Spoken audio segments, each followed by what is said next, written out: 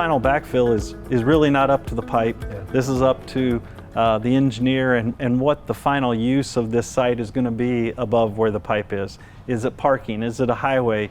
Is it a golf course? Right. Is it a backyard? Those kind of make a difference in what this final backfill will be, what the material will be, Yeah. what the compaction will be. Yep. So doesn't directly support the pipe. It can range of what that compaction requirement is. Backyard, 85% probably fine. Right. Beneath road, 95% keeps you from getting the dip later on and feel it when you drive over it.